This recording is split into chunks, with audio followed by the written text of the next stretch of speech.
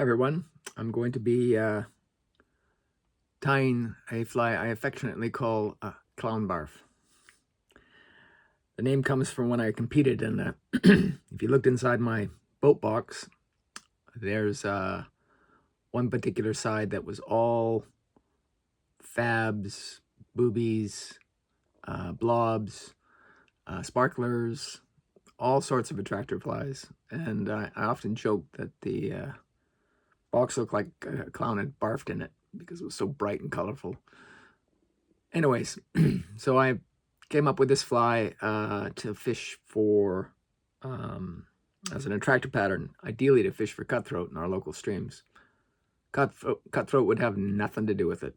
It was just too gaudy and too in your face for them to actually go for it. So, you know, not wanting to give up, I kept trying and trying. And eventually found a pond full of bass, or a pool full of bass, and they would not leave this sucker alone. And so I'm tying them up somewhat regularly now and fishing them for bass. Anyways, starting with a number 12 jig hook, any brand will do really. 1/8 inch copper slotted tungsten bead and white thread. That's your starting point. In addition to that, I'll be using a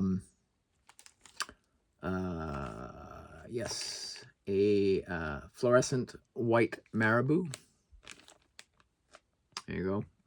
Sorry if the title's reversed, but that's the way that goes with the camera. And a yellow-green Sunburst Collection yellow Fritz from Dave Downey Fly Tying.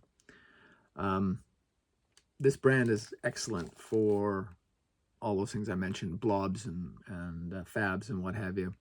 The color range is just bloody amazing, and I've tied tons of different colors, but this is the one that seems to work best for the smallmouth that I'm dealing with.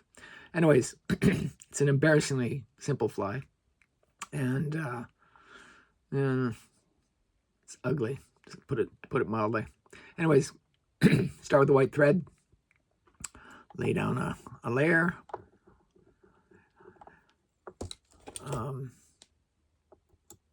10 wraps, cut the thread, and then you bring the thread back to just the start of the bend of the hook. There we are. Tie in your marabou tail. Take about an inch or so of the softer, wispier fibers at the bottom of the feather and bundle them up. Pull back the fibers a little bit to create a tie-in point and just tie it in. It's not terribly technical.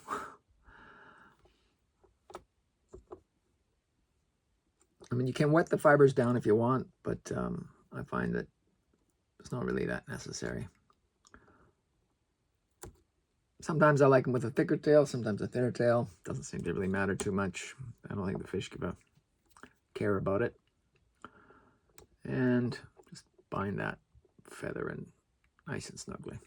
Okay, I do the tail length right now, and generally I'm looking for about an inch or so, 25 millimeters, give or take. And I just break off the fibers at that point. I mean, it's nice when you have perfect feathers that finish with nice slim points at the end, but it's not usually the case. Anyways, I'm starting with the Fritz. Got a little piece here. Just expose the core at the tip. Now, I'm tied it in on top, and feathers have an orientation, rather the fibers have an orientation that is downward. And you want to tie it in so that those fibers are facing downward. As I say, it's not a particularly technical fly. It's actually embarrassingly simple. And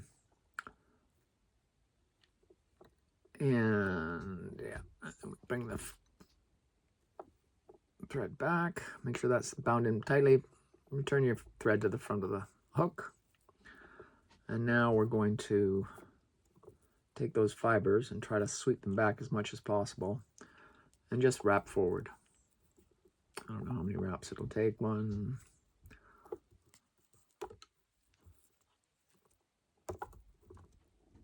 2, 3. Never counted before, to be honest. 4. And sometimes you have to twist the fritz material to get it to go backwards appropriately. And you bring it up to just behind the hook point. No, just behind the bead, rather. Once again, trying to keep it swept back, just like you would with white fly hackle. A little bit. There we go. Once again, not looking for it to be too pretty. I'll put 2 winds of thread behind, 1 or 2 wraps in front, and another one just to secure the whole sucker. And snip it off just behind the bead. Now you can leave a little space at the front if you need to for the hackle, but it's really up to you. I prepared this cream hen saddle feather, or neck feather rather. It's a whiting product. Beautiful, really. Almost embarrassed to use it on such a crummy fly. Take the tip end and just snip it off about maybe 1 millimeter behind the point. So I'll just show you that there. There you go. And you tie it in by the tip. Generally, you make 2 wraps and then a couple in front. Test it, make sure the feather's well seated. Lick your fingers, pull back the fibers. And I'm not even going to use hackle pliers on this one. It's really not necessary. Couple of turns in the front. The idea is that the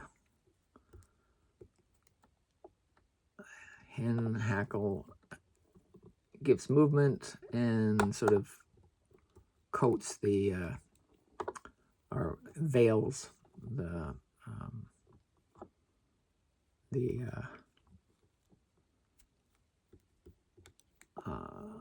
fritz behind it. There we are. About 3-4 turns.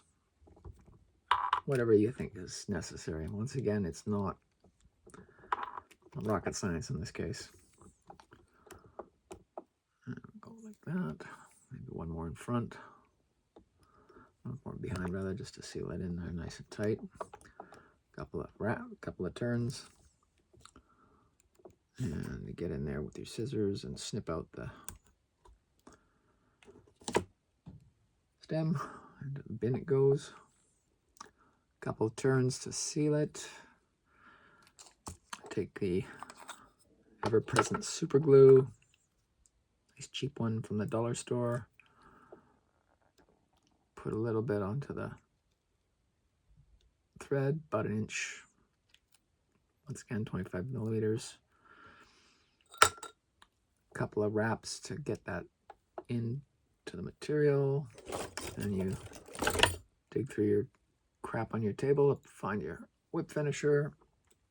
And 2, 3, 4. Not being very clean with this one, but that's okay. There we are. And then we cut off the thread. I use the edge of the scissors for when I do this. All right. All draped back.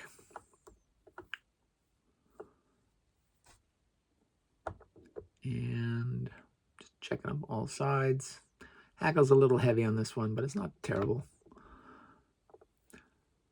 And we're done. This is clown barf, and it's useful for catching bass and on our local streams, pike, minnow, and cropie as well.